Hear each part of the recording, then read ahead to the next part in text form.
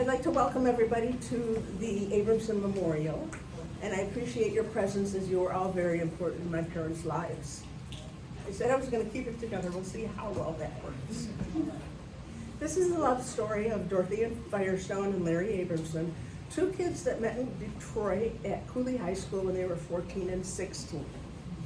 They were hot and heavy in love, make that lust. Which is why Dorothy's mother did not object to her daughter marrying Larry at age 17 in their home in Northmont. Larry was drafted into the Army, and the honeymooners moved to El Paso, Texas a few years later. Susie was born in 1954, their first bundle of joy. Larry was an awful soldier, and he had to spend an extra year in the Army, either in Detroit or Korea. He wisely chose Detroit.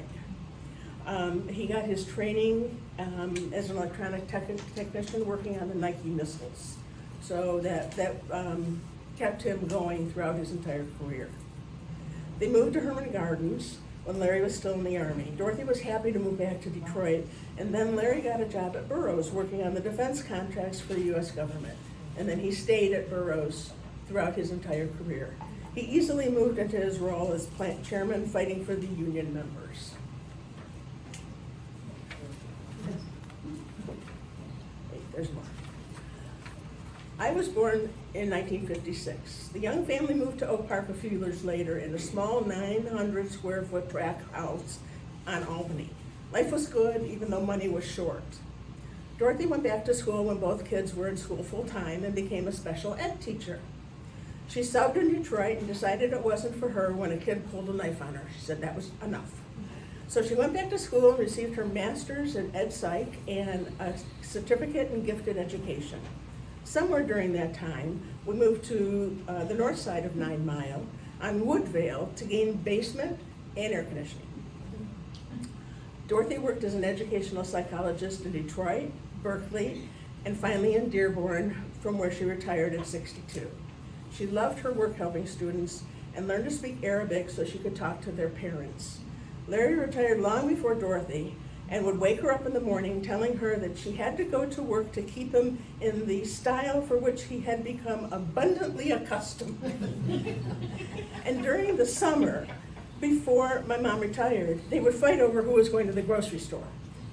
Grandkids came, and then great-grands came, and Dorothy and Larry loved all of them and spent as much time with them as they could. In the early years of retirement, they traveled frequently with Elder Hostel and even went to Montana with Bernard, Charlene, Judy, and Mimi in a motorhome to meet Jory, their first grandchild. They moved into their dream home built just for them, which is where they lived out most of the rest of their lives. Dorothy was active in AAUW and ERA America, and Larry just liked to putter in his workshop and drink lots and lots of coffee. They were happy together and loved each other very much. Erin?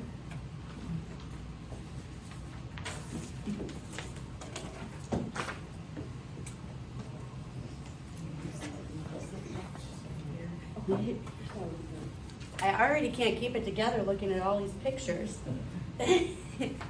And we'll make sure that everybody has access to them should they want. All right. From my earliest moments, Fifi and Papa were always there for me and always had my back. I remember living down the street from them when we lived in Oak Park when I was little. I used to spend so much time at their house. I remember Fifi and Papa working with me in the garden and letting me eat the scallions right out of the ground and the cherry tomatoes right off the vine. I thought they were the coolest because Mom would always make me wash everything first. I loved baking with Fifi so much, and I loved making Papa eggies with Fifi. She used to let me do that from the time I was like 2 years old. Fifi used to let me take a bath in the sink, even when I didn't fit anymore.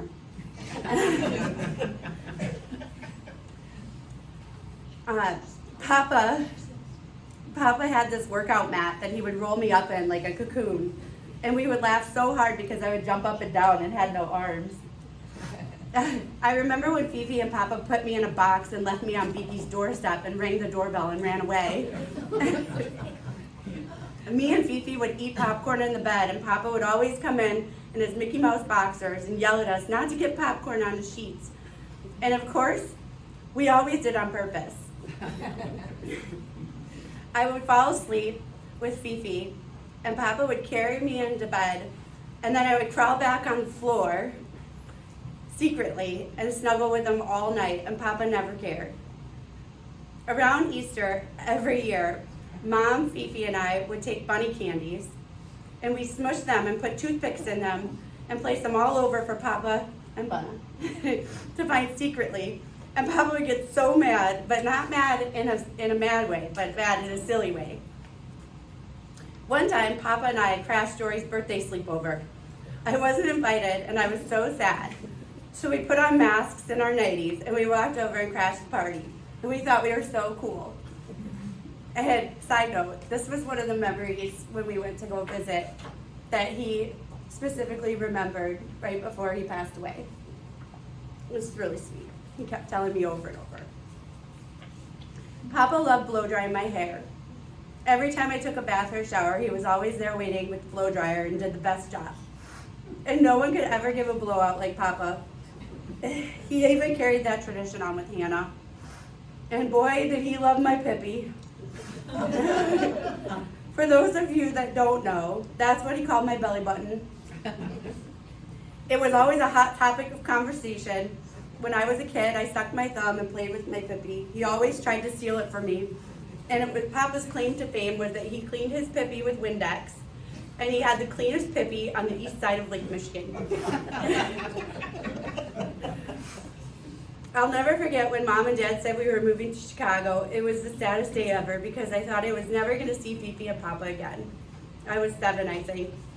And boy, was I wrong. They always came to see us. And they brought me back to Michigan. I remember riding in the back of their van. They would take out the seats and put a mattress down so I could lounge and snooze the whole car trip, and it was luxury. They took me to Washington, D.C. and Niagara Falls, and I loved going to Kensington and Greenfield Village with them, and to the Kellogg plant and eating cereal out of the box. And Fifi loved to tell the story to everyone about how the goat wicked me and wicked me. And when they moved into their new house, I was so scared because I thought everything would change because they were getting a new house. What was so cool was that we started signing the laundry chute every time we visited. And I loved their new house just as much as their old one because they were in it. I started to grow up a bit and began to bring my friends to visit with them, visit them with me. I started taking the train to visit too. Fifi used to laugh about the one time I came with my friend Greta, and I had hives all over. I told her that I must have had head cancer. And she laughed and laughed and told everybody that story. And there was the one time that I brought Sarah Berman, and I thought we were so sneaky, and we snuck out the window to the boys' house across the street. But I found out as an adult that Papa knew the whole time where we were, and he never said anything, but they just let me be a crazy teenager. I know I didn't always have the best communication, and it drove Fifi crazy, but I do know that they knew how much I loved them. And as I grew up, I met Joey, the love of my life, and Joey and Papa instantly were friends. And Papa no longer called to just talk to me. He'd say, "How's Joey? Could I talk to him?" And he and Joey would bond over their love of tools, fixing things, airplanes, and flying. And it was honestly just so cute. And they would drink coffee together and chat. And we started a family of our own. We lived in Chicago and then Wisconsin, and we were able to see Fifi and Papa a lot. Papa became Papa too because my dad was Papa. And we always said, "No, he's Papa too, T-O-O. Fifi and Papa too, of course, were always present. And I loved watching Papa with Camden. He called him Curly, and he had a special bond with Cam. He would call up and say, "How's my boy? Where's Curly?" And when Camden was little, he would just love on Papa too. Fifi would always take the kids to the store, and Hannah and Fee would go riding around Walmart on the cart together, and Hannah would just laugh and laugh because they'd bump into everything. When the kids were little, we would go to the apple orchard with Fifi and Papa, and the kids would pick apples. And Fifi loved reading to the kids, and they loved listening to her read. One of my most favorite memories is Fifi and Hannah and Camden in the pool at a hotel. I think it was for Sarah's bat mitzvah. And they were singing London Bridge is Falling Down, and Camden was going under the bridge, and they kept capturing him in the middle. And it was just so much laughter. When we moved to Florida, it became harder to see Fifi and Papa all the time, but they did come to visit as much as they could until they couldn't anymore. And the best part about our kids playing travel hockey was all the hockey we had in Detroit. They came to every hockey game that they could for both Hannah and Camden in Florida and Detroit, even if it was hard for them. I remember Camden scored a hat trick in a game, and Papa was there, and Papa said, "That's my girlie." One year, Fifi and Papa came for New Year's. It was one of the best I remember.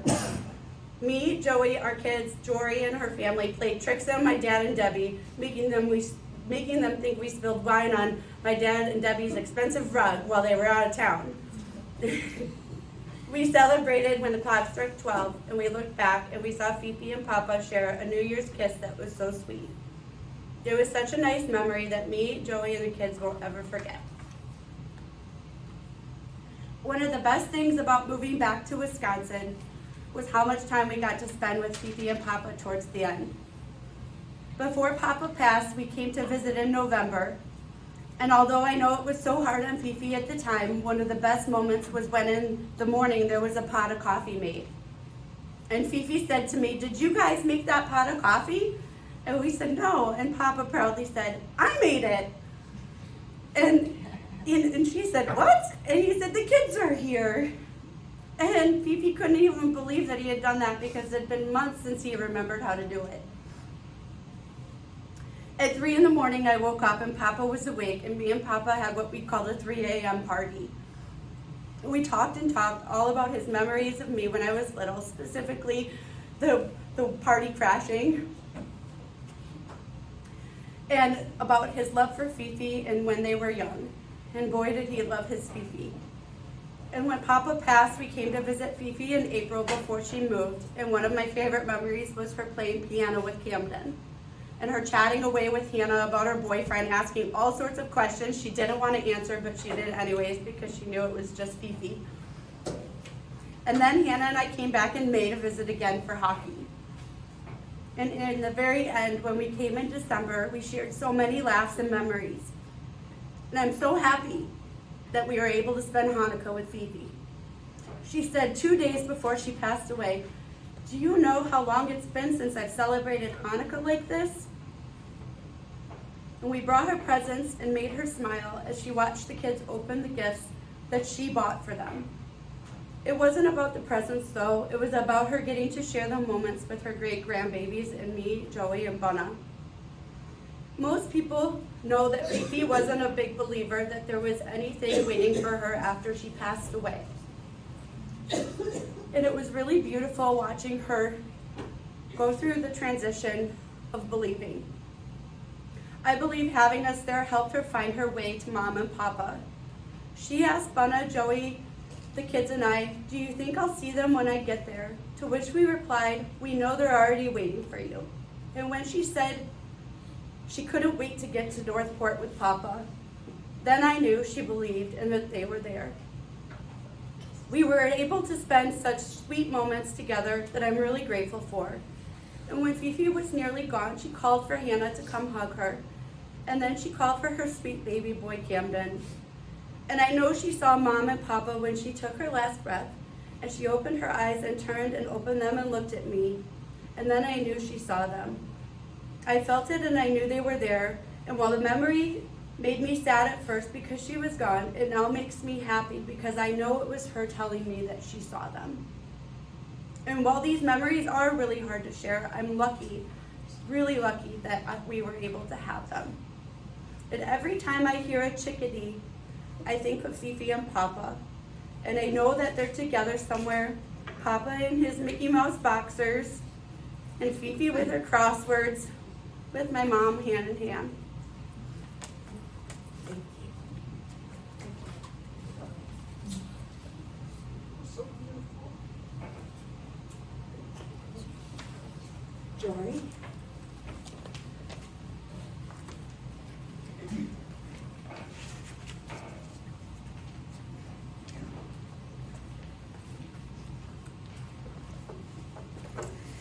I didn't prepare a lot of words to speak today. I have too many stories, and Aaron told so many of them, and so many great memories of my grandparents, especially my grandma.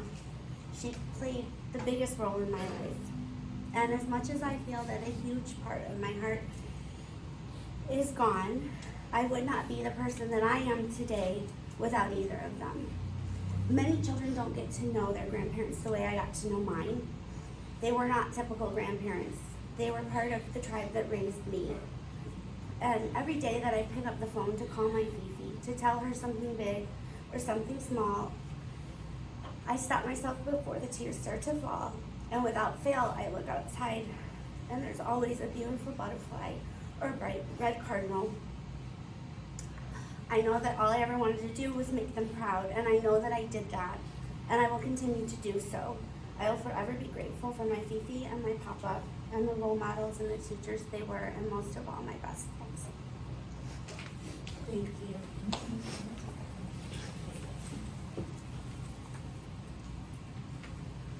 So they say you can't choose your family. That's a lie. It turns out you can. And I was lucky enough to be chosen by Dorothy and Larry. So I am David Glazer. I'm, I guess, a cousin in some shape, way, or form. But so when I was 15, I had a trip planned to come see, all by myself, getting on the plane, all that stuff, to see my grandfather. So I got there, we get back to this place, and he informed me that their dog had cancer. Now, I'm a dog lover, and this is sad, but I want to assure you that no dogs were injured in the making of this story. So the dog had cancer, this is sad, and they said, you need to go home because the dog has cancer. And I'm 15, I've just flown there, supposed to be there for a week. This is kind of I don't know what to do with this. Dorothy and Larry heard this, and they're like, you're coming over here. And I went over, and I spent that week doing crossword puzzles, polishing rocks, fixing things with Larry. I had a lovely time, and I had family. So, it's interesting, what are the traits that I think of with Dorothy and Larry? So the first one is they are inseparable. How inseparable? Well, my son Zach was probably 15 before he knew we had a relative that wasn't named Dorothy and Larry. He thought they were one person. And that's a little younger than that because he met them, and what are they like? They're funny, right? Many of the jokes don't translate really well here because it's really part of their quick wit, because they were both wicked smart. And so as they would make funny jokes, I can't do many of them here, but I'm sure everyone here has the inside joke that they have done with either Dorothy or Larry or both of them. They're incredibly kind. It's interesting, both literally and metaphorically, they were stewards, right? They were raising people. Dorothy was doing it with her students, who she talked about proudly, with her family members, that she talked about all of the time. Larry did it with people at work, and I wonder if there's anyone in this room that didn't have Larry fix something of theirs, right? So those were kind of many of the traits, but I want to close with an observation about them. I think Dorothy and Larry, everyone has loss. They say often that you can't have life without loss, and that is true. But they had more than their fair share of loss. But the way they handled it, I think, is extraordinarily instructive, right? There's a saying, it's kind of a mean thing. You're dead to me is something someone says, and it's cruel, it's insulting, whether the person is dead or not, right? You're dead to me means you're not going to talk about this person anymore. What an unkind way to act with anyone living or dead. They had people that were important to them who they'd lost, but those people never disappeared. They stayed in the stories, they talked about them lovingly, and they lived on for all of us. But that didn't mean that they stopped living. They continued to live, and they welcomed new people into their lives in a really admirable way. And so I guess really my takeaway in all this is that if you find one person in life that you want to emulate, that person should probably be Dorothy and Larry. Shower.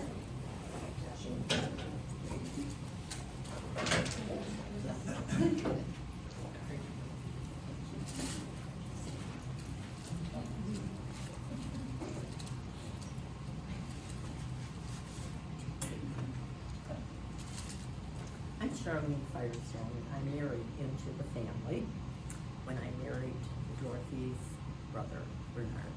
But what can I say? What? Speak up. Speak up. And two daughters. All right. What can I say about Dorothy and Larry?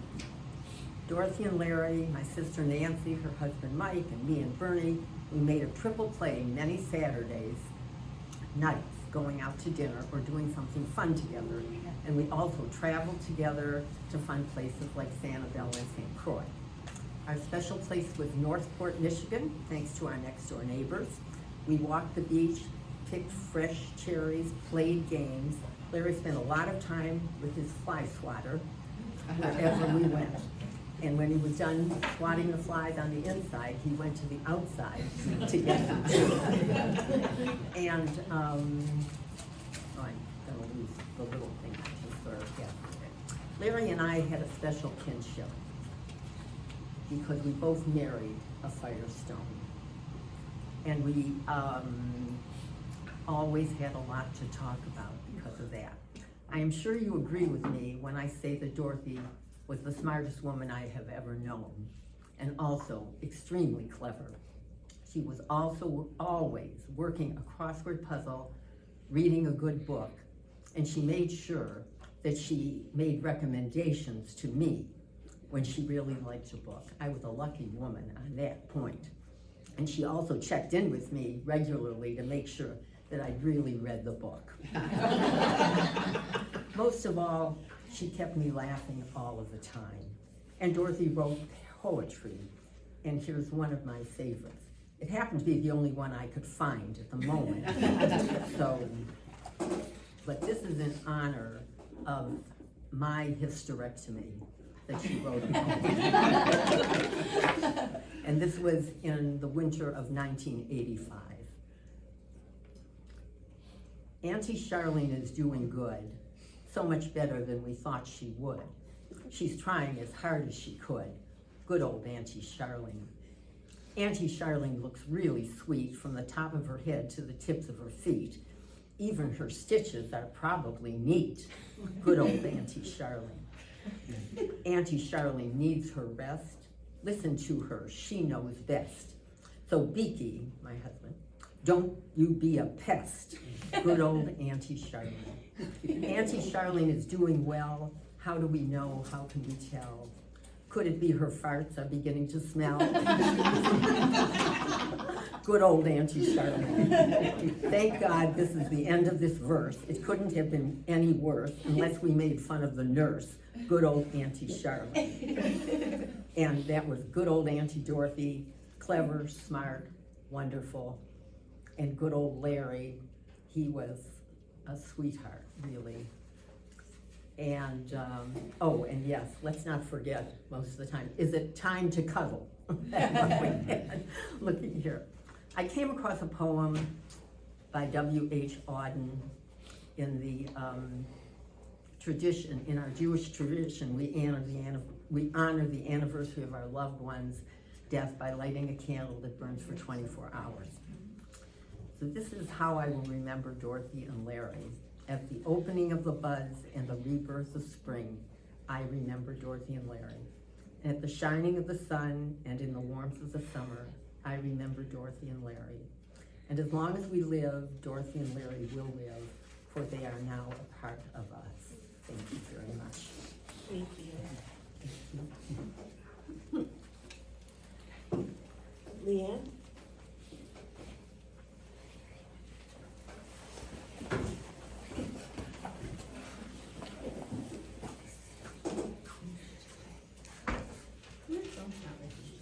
Hi, I'm Leanne Jacobs. I am the child of one of our 4 cousins.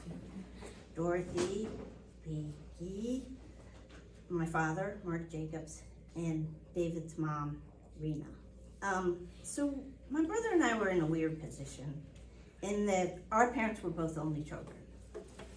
And our grandparents, my father's parents, were killed. My mom's grandparents we were close to, but they lived in Florida. So our family was Detroit. Our family was Thanksgiving, Passovers at Beaky and Charlene's, playing sardines, for God's sakes. I mean, so we've spent nights at Beaky and Charlene's house. We spent night at Dorothy and Larry's house. We were at Auntie's house when that was all possible. So my brother and I had this amazing place to come.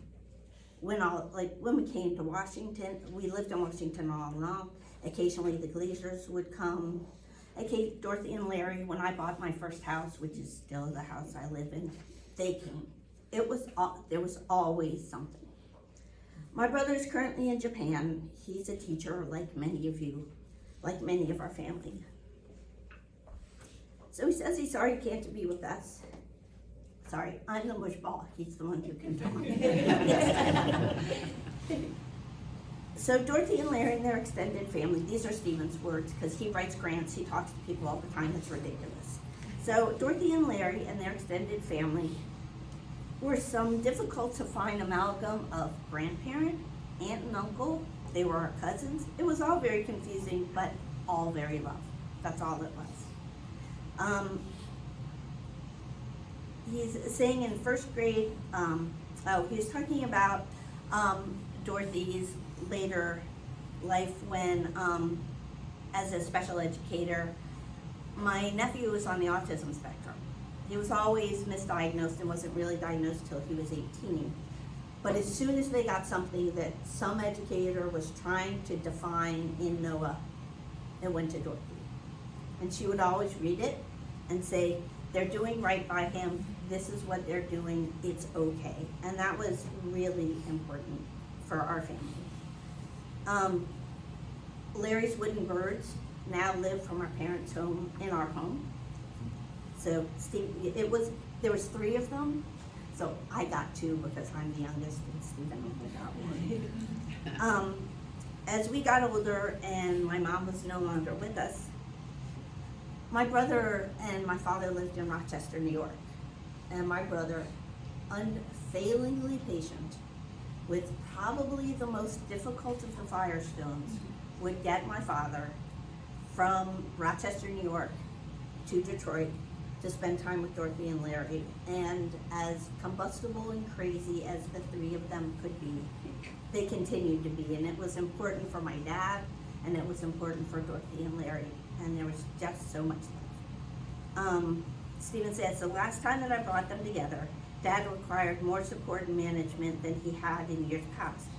Dorothy and Larry both pulled me aside to tell me that they appreciated that I had put the effort to make the visit happen.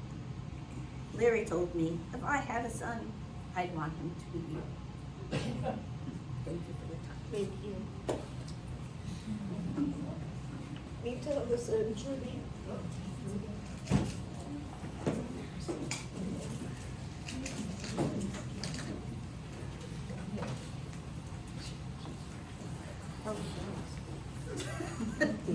I don't care. Do you want to go first or you want me to? So we didn't rehearse this, and we decided we were going as a group because we're the Firestone girls. And we're the nieces of Dorothy and Larry. So I can go first because I'm the oldest. What can I say about my Auntie Dorothy? She was so smart. She had a wicked sense of humor. She found it hard to bite her toe. She was an avid reader and a news junkie. Typos and misspellings would jump out at her when she read. I only know this because she asked me if it happened to me, and it does. Like, I can immediately see if something's spelled wrong. She was a woman from a generation where bright, ambitious women were often constrained by societal and familial norms. She was full of righteous indignation about this and the other injustices of the world. She was my connection to the Firestone family, especially since we lost my dad.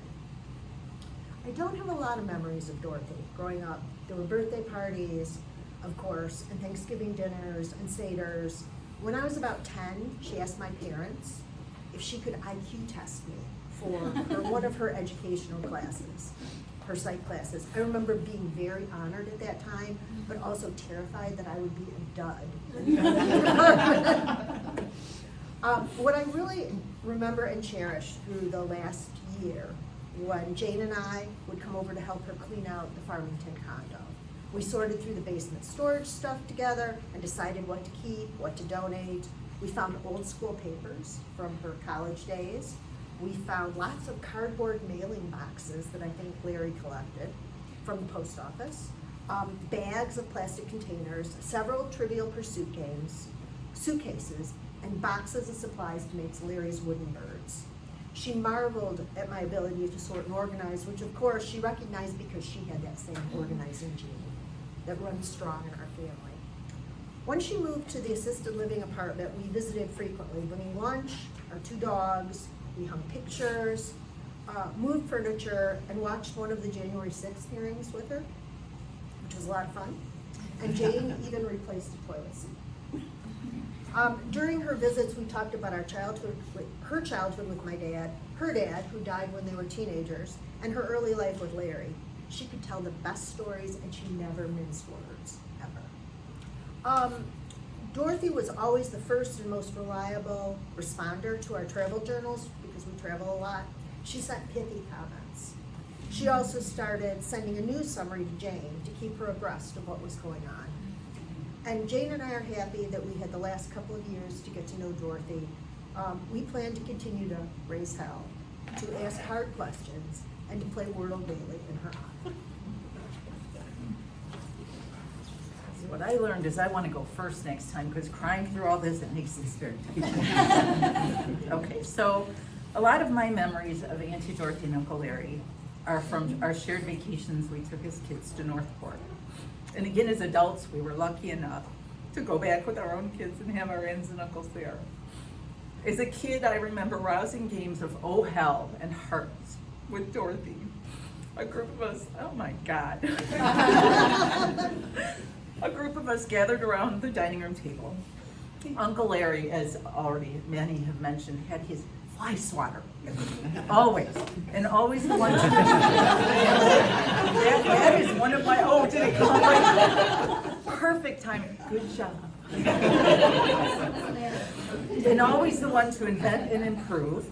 He wore his gym shoes into the icy cold bay so he wouldn't slip or have his skin touch the slime-covered rocks. And I think those were the very first water shoes.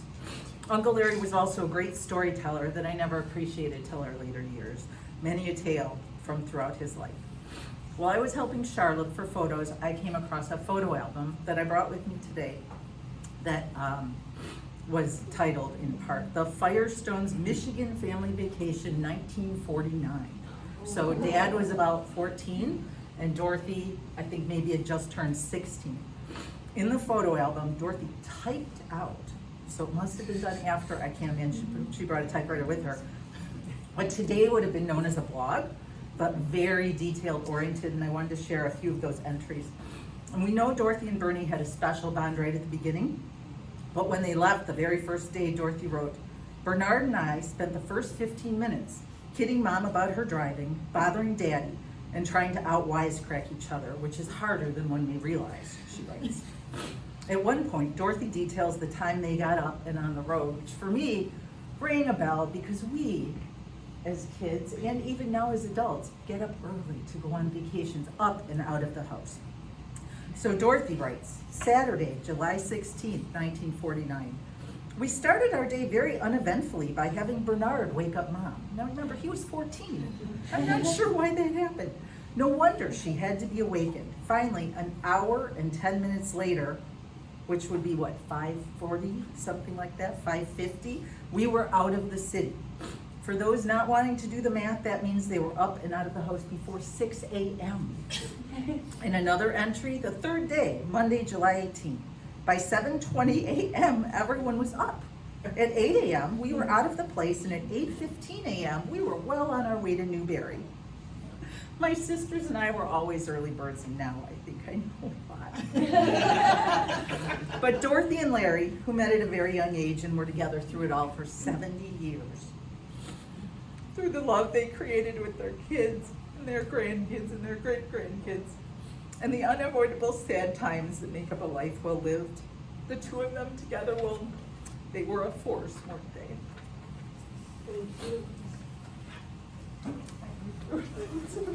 Well, I get to go after those two speeches. I'm Melissa Firestone, one of the three sisters, and I was lucky to have Dorothy and Larry as my aunt and uncle. And of course, I remember the same things at birthday parties and vacations and so forth. But I would also say that what I really remember is that Dorothy and Larry and my mom and dad, Sharon and Bernard, and Nancy and Mike, Char's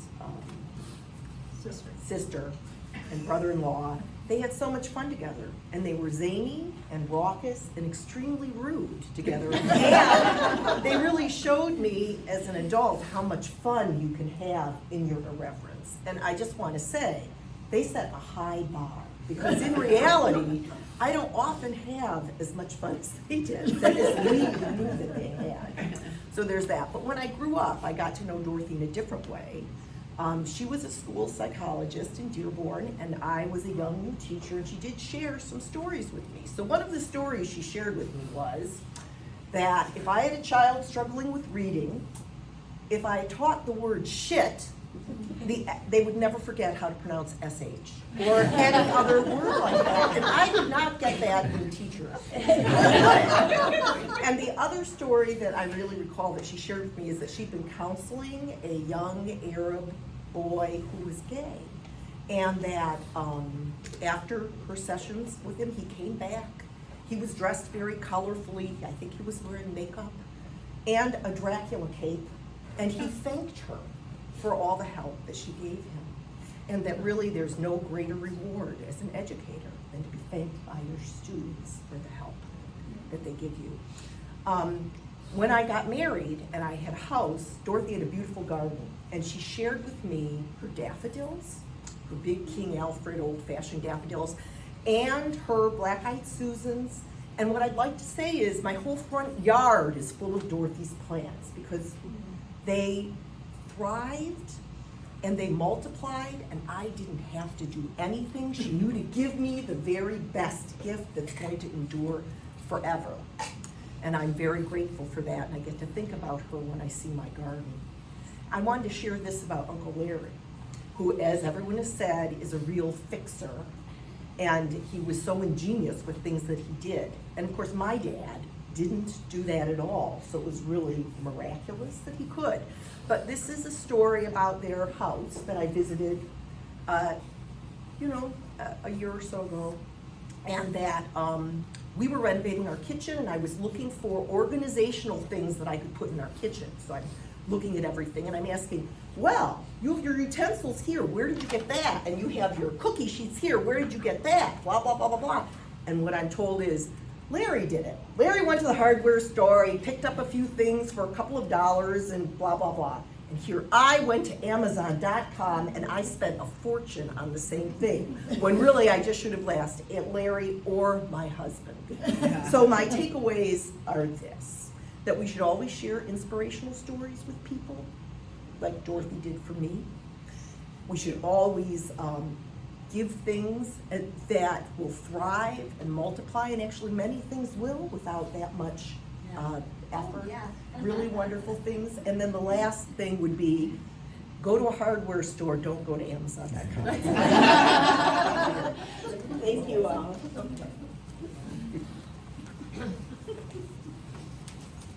Is Marcia here? Marcia? No. Okay. Well, I'm going to read something from my cousins and David's parents, from Rena and Barry Glazer. They weren't able to make it here, and so Rena sent me something so I could read it in her words. There are 4 grandchildren of Max and Helen Firestone, and I am the youngest and only surviving cousin. I don't know if I'm going to get through this or not. You want help? Make David do it. No. I didn't know I can do it. Dorothy was like, I'll channel my mother. So let's see. Dorothy was like a big sister to me. When she and Larry moved back to Detroit from El Paso, where Larry was stationed in the Army, I spent a fair amount of time with them. I babysat for Susie and later for both Susie and Barbie. The family joke was that the girls liked to rummage through my purse and see how much Kleenex I had in it, as I always carried a lot of it. I remember Dorothy convincing my mother to allow me to wear lipstick. She stood up for me like that with my mom. She was my champion. When Dorothy and Larry got married, I was the only young cousin at the wedding, as my parents and I were living in Cleveland at the time, and my mom and I came back for the wedding. I felt really honored to be there. After I went away to college and got married, moving to St. Paul, Minnesota, I always looked forward to coming back to Detroit to visit, or having Dorothy and Larry come visit us in Minnesota. When my boys were born, they developed a special relationship with Dorothy and Larry. Larry became Tickle Ickle, or Larry Heisel, after one of the Minnesota Twins players. David and Joel always enjoyed visiting them, as well as with Susie and Barbie. I'm incredibly sad that a stroke has kept me from attending this memorial in person. If it weren't for this condition, I would have been there to honor these wonderful cousins. I'm thankful that they have wonderful meetings, or wonderful memories of our times together. thank you. Oh, I don't know who's next, I have to look at my notes. Yeah.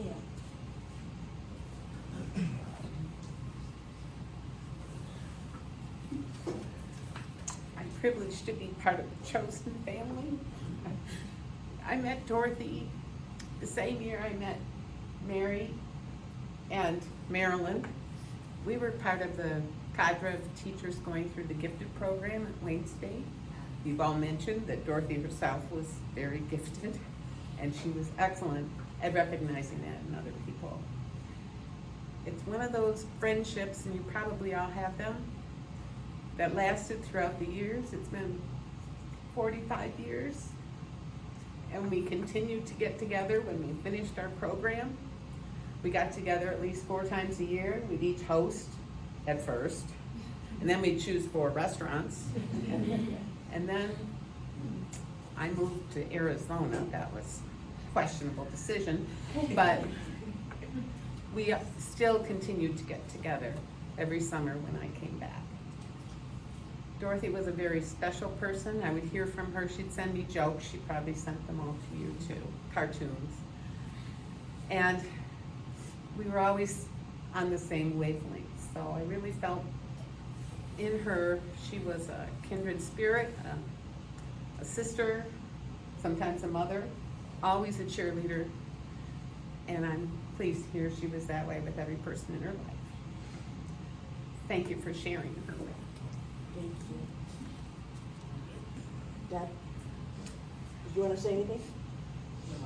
No. Okay. You're up.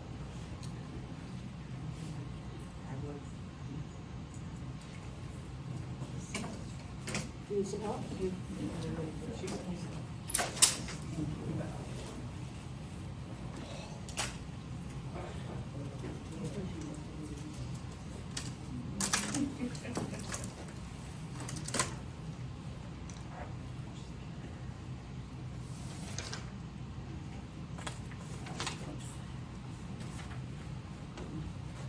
Good afternoon. My name is Laura Carter Callow, and I met Dorothy about 30 years ago when she became a member of the American Association of University Women, otherwise known as AAUW. We became friends almost immediately when she joined the AAUW book club. We're both avid readers. We quickly realized that we had a number of interests in common, and in particular, we were both feminists. Since 1976, I've been active working for the Equal Rights Amendment and part of a coalition known as Michigan ER America. Our purpose was twofold. First, to educate the public, and second, to send monetary contributions to help states that were trying to ratify the Equal Rights Amendment. The organization needed a secretary, and Dorothy graciously accepted the position and for years faithfully kept the minutes. Women have been fighting for the Equal Rights Amendment for 100 years, and it has been ratified by the necessary 38 states, but is not yet in the Constitution due to action taken by the Trump Justice Department, and so the fight continues. But Dorothy is one of the millions of women who have dedicated their time and effort to this great cause. She is one of the unsung sheroes, not heroes, but sheroes. And women who have helped bring the Equal Rights Amendment this far. Their names will never appear in the history books, but the movement could not have progressed without their behind-the-scenes labor. So in conclusion, it was an honor to have Dorothy as a friend, and I and others who worked with her will miss her. And we also greatly appreciate her efforts to achieve constitutional equality for all women. Thank you.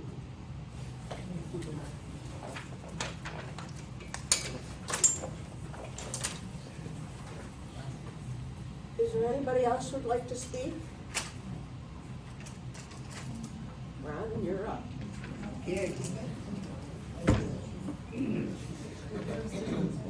Oh, wait. Frank?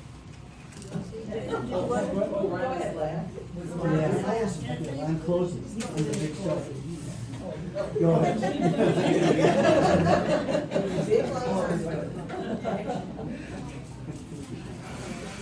He's lying, I'm closing.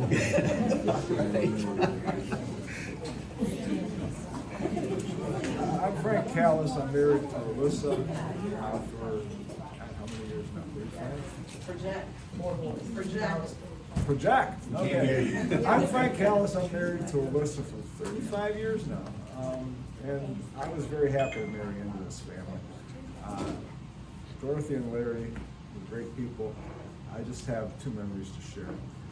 Dorothy shared a love of puns with me, and we would send emails back and forth with our favorites. And when I retired, she gave me a book of 400 puns. Even I had an overdose of that. But Larry, people have mentioned how he was always fixing things and making things. And at one point, we had a leak in our boiler valve there, and I had to figure out what to do. I didn't want to just roll the basement floor, so I got a little milk carton and I drilled a hole and got a little brass fitting and ran a little plastic tube to the drain. And I thought, what am I going to call this thing? And of course, it became an Uncle Larry. So anytime I put something together to fix something, it's an Uncle Larry.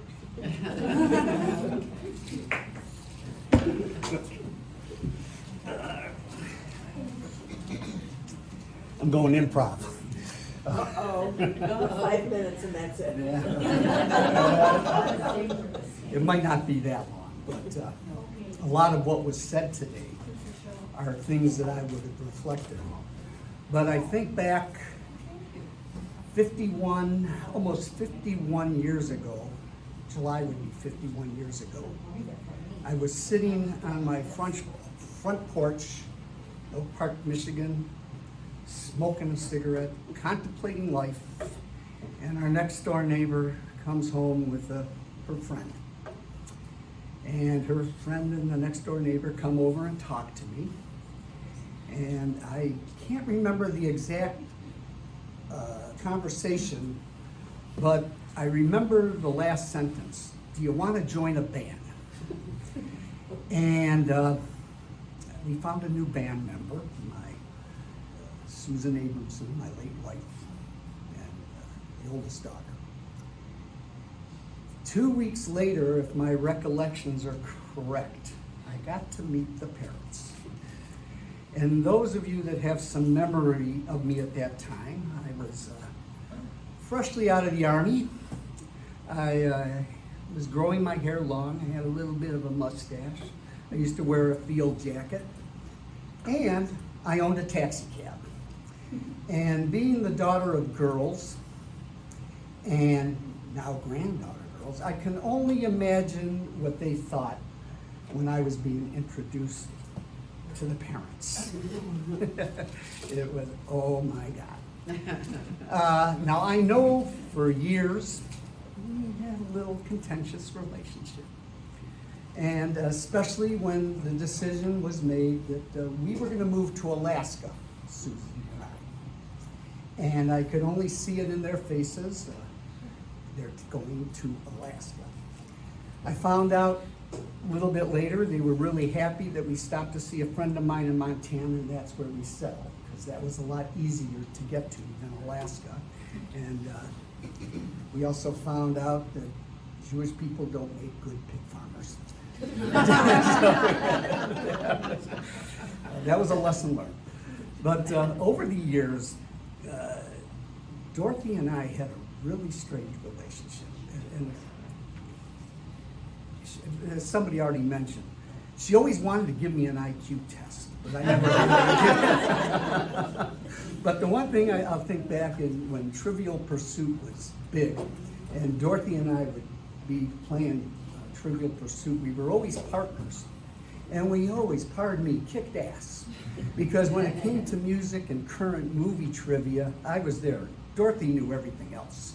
You know, and I always wanted to say, I forget what the program, it may have been Jeopardy. I thought her and I should go on TV together as partners. I have to be careful how I say this. I really think that when we had kids, our relationship changed. They became more like parents to me. I knew Dorothy and Larry longer than I knew my own parents. And I know Dorothy and Larry always had a hard time figuring me out. But there's one, I hope, there's one story where Barb, Larry, and Dorothy came to Chicago. Sue was an event planner. And we had a big event. And Larry and Barb were helping us out. But we didn't know what to do with Dorothy. She just didn't have a place. And we had accumulated, because we had bills to pay and stuff, but we accumulated about $65,000, $70,000 in cash. And I figured, oh, well, we could have Dorothy organize and count the cash. This was before the machine. So we put Dorothy in we had the presidential suite, that was our meeting room. We put Dorothy in charge. She was sitting there, and I remember literally baskets. We poured on the table, all this cash.